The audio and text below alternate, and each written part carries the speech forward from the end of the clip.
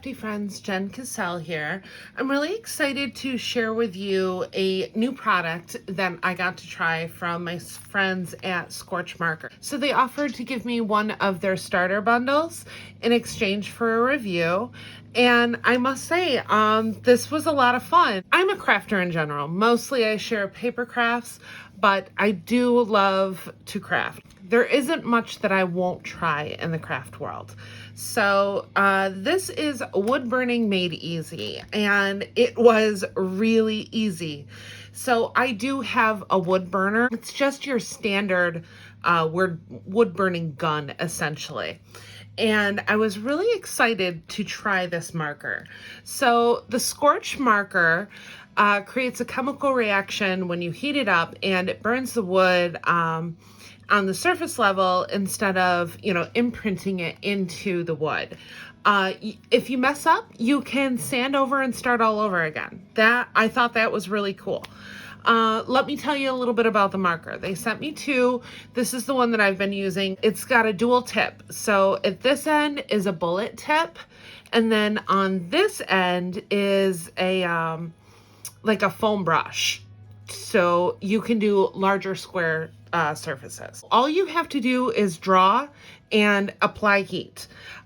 They sent me inside my kit a few stencils, as you can see here, and some of these cute little wood blanks. This is just kind of a quick overview on how to use the bundle. You have to prep the wood surface. So I sanded it with 220 grit sandpaper, which is what they recommend. Then you've got to apply your stencil. Now, I did use one of their stencils, like I said, for this one right here. I wanted to try them at least to see how the vinyl that I normally use would hold up to the marker. And it was very, very similar. These are a vinyl stencil, but they were super easy to apply. So if you don't have a Cricut or a Silhouette, I would highly recommend you pick some of these up because they were a good stencil. Apply your stencil and use some transfer tape, which I am going to show you how I did this right here, which was my second project. And I am making this into something that I can hang with my rear view. I have already drilled holes at the top and bottom, and then I applied a cute stencil that I created on my Cricut using just regular 651 vinyl. Once you have your transfer paper off and your stencil is applied, you're just going to use your marker. Now, I mainly used the bullet tip for both designs, actually. I did try the felt tip out. I tried the felt tip for this larger one right here, and both worked beautifully. With the Scorch Marker, you're going to remove the stencil and then apply some heat. Now, I have a heat tool in my craft room that I use for embossing ink. I did not try that. Scorch Marker had sent me a nice heat gun along with my starter bundle. I use that for it. I will say that the heat gun that was sent to me is a lot hotter than the embossing tool that I have in my craft room. So keep in mind, you just simply heat it up. I made sure to keep the heat gun about 6 inches away.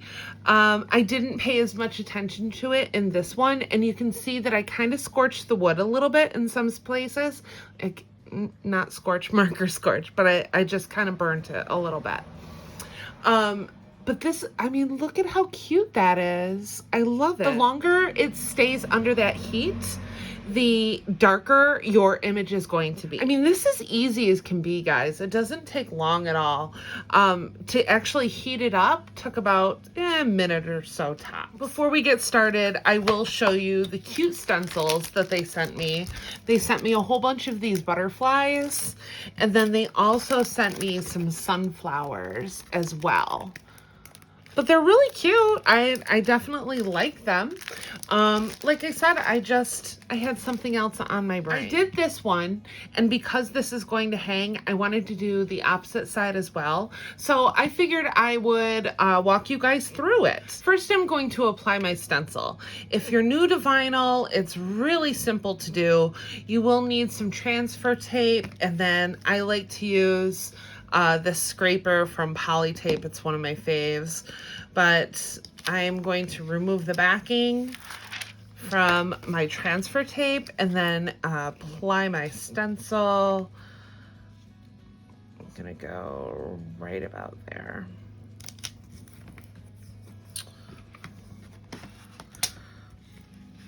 So you're really gonna wanna make sure that that is down, and then just peel it back. So you should have something like this. And then I am just going to flip it over and kind of line it up. Now I'm just going to release my transfer tape. So this is what I have. Once again, all I've done to this wood is sand it really well with 220 grit sandpaper. So now I am just going to apply my marker. You're gonna wanna shake this up. Give it a good shake, and then you prime it. I'm not going to have to prime because I was just using this, but just want to press down on it and make sure that there's ink flowing through it. So now I am just going to start. You don't need a lot of this. You don't need a lot at all. In fact, this is too much, but it's because I primed when I didn't need to prime.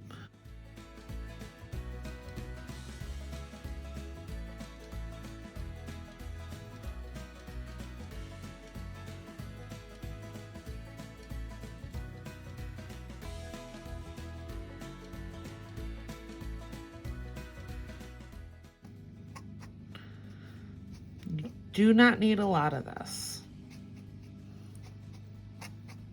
What you need is heat. Now, talking about heat, the first time that I tried this project, I did the heating in my craft room. That was a mistake. Maybe it was because I just changed all of the fire alarms in our house, so maybe they're super sensitive. I'm not sure. But even though there wasn't a whole lot of smoke, it did set off the fire alarm in my house. So, word to the wise, don't do it inside. It doesn't help that my craft table is directly under my fire alarm in my craft room. So, I'm sure that did not help the situation.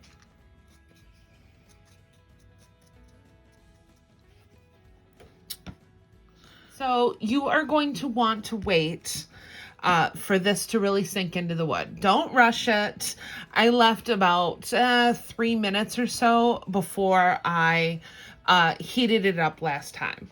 Now, I'm going to be back. I'm going to let this cure for 3 minutes, and then I'm going to apply my heat.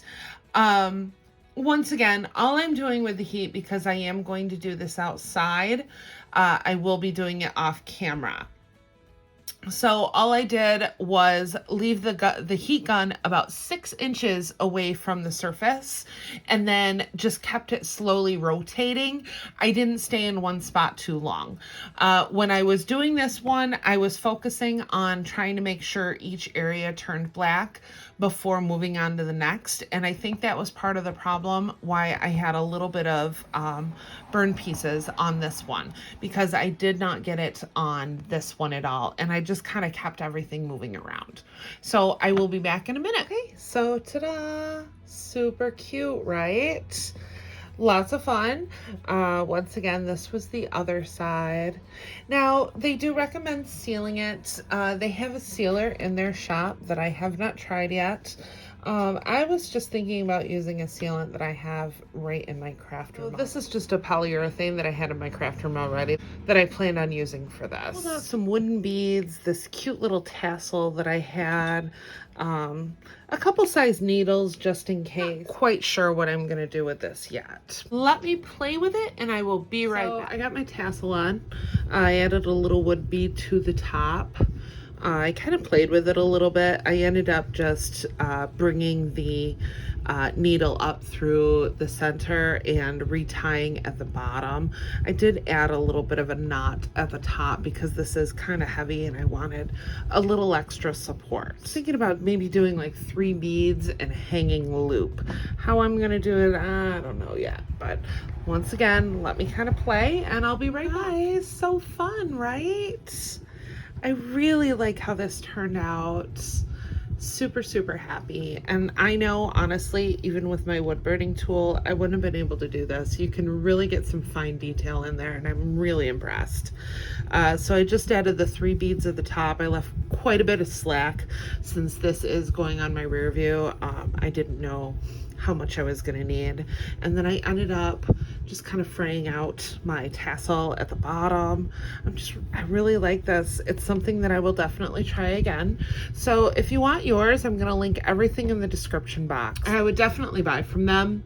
It's a great American company. I love purchasing from small American business. So check that description box and head on over to see what they have. If you like this video, don't forget to give it a thumbs up and hit that subscribe button for more crafty content. I'll see you in the next crafty video. Bye.